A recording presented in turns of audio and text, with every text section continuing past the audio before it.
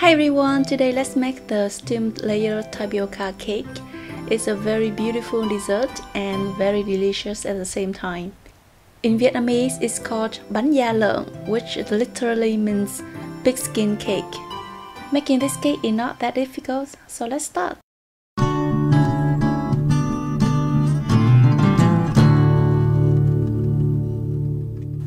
The ingredients you will need are 200 g of tapioca starch, 50 g rice flour, 250 g sugar, 1 can of coconut milk, and 200 g of cooked mung beans.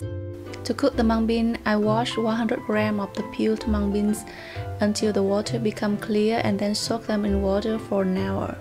After that, I add in water and cook in the rice cooker. The water level should be just as high as the beans. If you don't have a rice cooker, after soaking the beans for 1 hour, you can steam them for 15 minutes or until they are soft.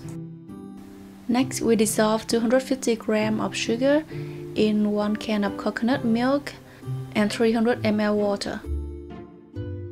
You can stir on low heat until the sugar is completely dissolved. After that, let cool to room temperature.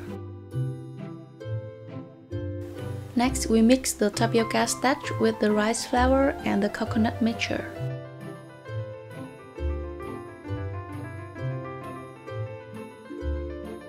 Stir really well until you get a very smooth batter. You can strain the mixture to make sure that there's no lump inside. And don't forget to add in a pinch of salt.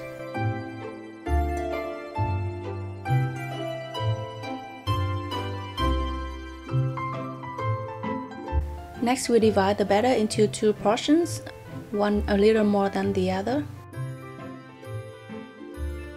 The smaller portion should be around 1½ cup. Next, we add some pandan extract to the bigger portion. This will make the green part of the cake. The pandan extract also gives the cake a very nice pandan flavor.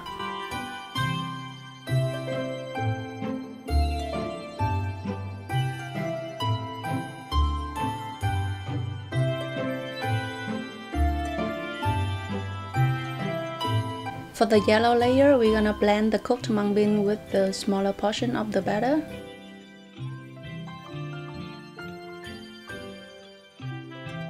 Then blend it really well until smooth.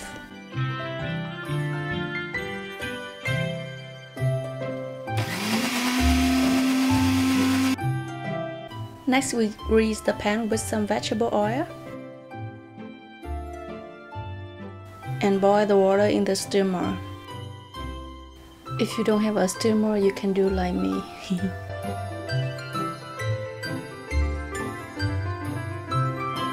Okay, so when the water in the steamer starts to boil, we add in 2 layers of the green layer.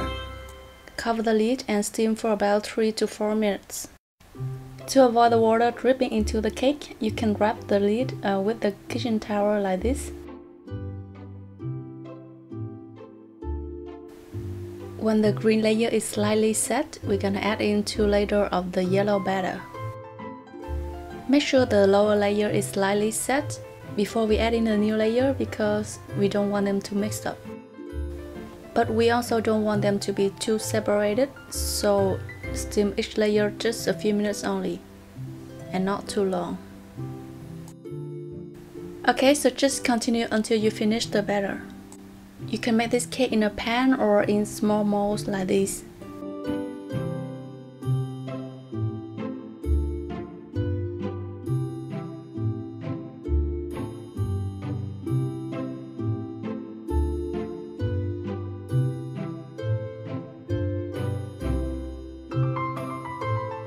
After the last layer, steam the whole cake for another 15 minutes.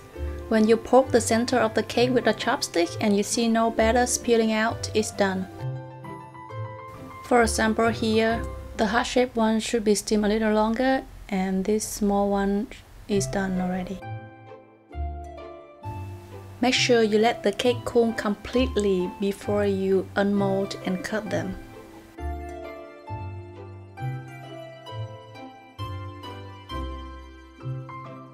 Look how beautiful these cakes are. It's already very delicious, but I still want to make it more perfect.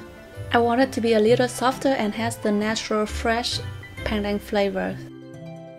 So I bought a bunch of fresh pandan leaves and chopped up about 6 of them.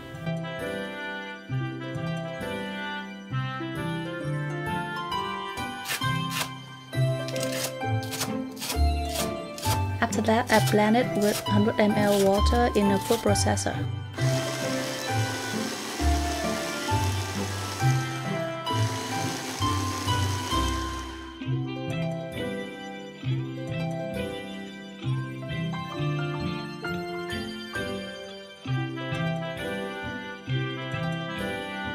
Then I strain it and get 100 ml pandan water. The color is very natural, very green and very fragrant. Then I add to the bigger portion of the batter instead of the pandan extract, so we get a very natural green color, very beautiful and fragrant. And I also strain it to make sure the batter is completely smooth. So these are the batter. It's a little more liquidy than the previous time, but I want the cake softer, so it's gonna be good. So I steam the batter layer by layer like the previous time, and this is what I get. The cake is set, but still soft, which is much more to my liking. Of course, I have let it cool completely, and now I'm gonna cut it.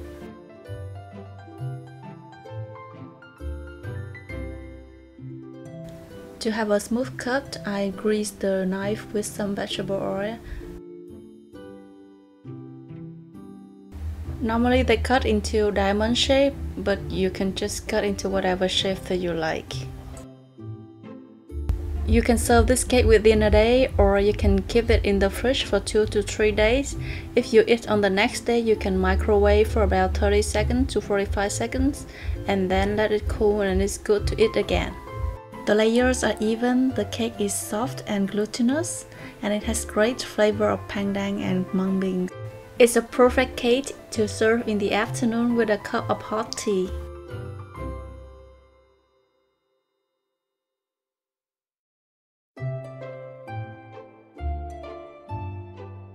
So I hope you enjoy making and eating this cake as much as I did.